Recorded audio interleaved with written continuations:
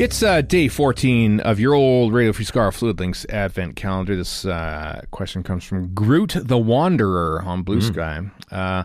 What one thing would you hope never returns or reappears going forward in Doctor Who? Bi-generation, multi-doctor stories, RTD, question mark?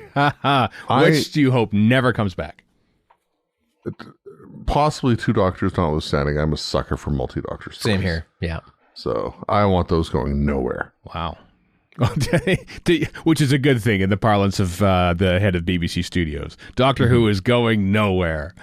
It sure is. Yeah. Not RTD. I think that's kind of unfair pot shot taking when he's had two shots and he's not coming back anyway. So Yeah. Mm-hmm. Or I don't know, so we figure it at this juncture. Right. This might sound kind of dumb. I don't care. Okay. What I want to go away is something like the grandeur of the console room that we never ever see. Why bother putting that much work and effort and whatever into it if we're never going to see the darn thing? Yeah. I agree. Mine is making everything super, and this is not just RTD's fault. This is everybody else too. Maybe a little bit less due to circumstance, Chibnall, but making it such a big thing. Everything's big. Everything's got to be a big showstopper. No. That was cool at first. We can scale it back now. This is not what Doctor Who is. Or maybe it is now, I guess. But yeah, maybe that's what TV is. But I kind of would prefer that we had low stake stuff. Way low stakes. I like low stakes. When it came back in 2005, I thought, wow, we can finally have more than 6 Daleks on screen. It was like, whoa. And it was cool. It was cool. And I was like, wow, we can have big giant planets and Gallon. Well, I mean, it's kind of like, wow, we can have Star Wars on TV and it looks great. And then you have too much Star Wars. You know what I mean? It's kind of the same thing. It's weird to complain about too much Doctor Who. No, it's fun. I know we talk about Andor a lot on this show of ours, but what did we like about Andor?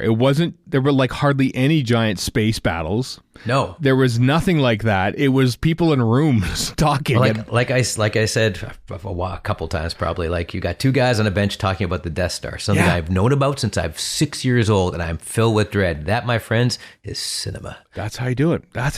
You bring it back and make it about the people caring about the things as opposed to about the things that supposedly affect the people. Yeah, you make it smaller scale. 6-part miniseries about Mavic Chen and his machinations. That would be so great. I'd love that. So that would come back. With the Galactic Senate, perhaps? Yeah. I would 100%, regeneration is still there, but stop talking about it. The one thing I hated about when Ncuti Gatwa's first episode goes, oh, here's me, I regenerate when I die. I'm like, thanks for telling us what happens. So there's no stakes then, basically. So if we just shoot you right now, you'll just regenerate and you'll be fine, To be fair, his first full episode is on Disney Plus, where people don't know that so I understand why. Also, I agree, get rid of bi-generation. Never mention it again. Dumb. It's dumb. That's the dumbest idea they ever had. Well, no, there are dumber ideas. No, that might be the dumbest. I didn't like it when it first happened. I didn't like when it happened the second time. I won't like it when it happens for a third time in Russell T Davies' last episode. I can almost guarantee it's going to happen. I don't hate it conceptually. Right. But by the same token, I don't like RTD's insinuation that every Doctor has bi-generated. Which is why they're older, blah, blah, blah. It's better when they're in some mental world, like in End of Power of the Doctor. Yeah. Then they can be old. That's fine. Retcons in general, I could be, to say, oh, this is also happening all the way down the line. And, Barbara and Ian married and they never aged ever again. Which clearly did not happen in Power of the Doctor. But I will give retcons this in Magician's Apprentice, one of the two, I don't remember which one, where they mentioned drone clams. So those clams are actually there for a purpose. That's the kind of retcon I can get behind. Minor nonsense people have been bugging, flipping out about for decades. Right. I've got one. Okay. Especially after the second of the three we've had thus far. I would love to see the back of 90-minute redux recuts of I disagree. Longer stories. Oh, really? The Daleks at 7 episodes being cut to 3. Too much? You made it work to a reasonable degree. As we record this, we haven't seen Sea Devils yet, but that's 6 down to 3, so there's less to cut. But I realize there's a lot of faffing about in the war games, but dropping literally 70% of it.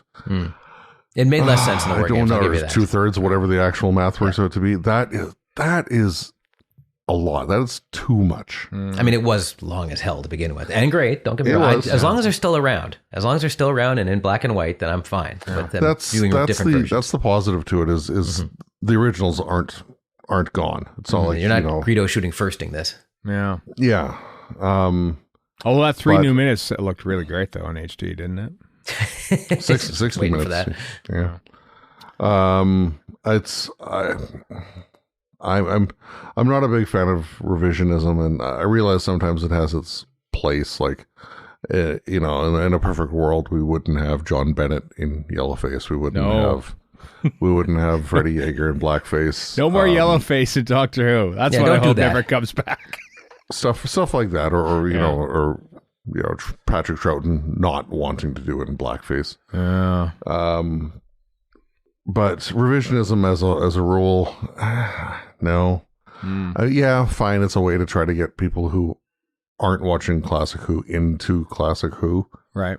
But all the good stuff is, for the most part, 4-parters, like, pyramids and caves and things like that. So it's, we don't need those 90-minute recuts. All right. So no more recuts, no more racism, apparently. Bold stance to take. Bold stance. We speak for you, dear listener, here on Radio Free Skaro.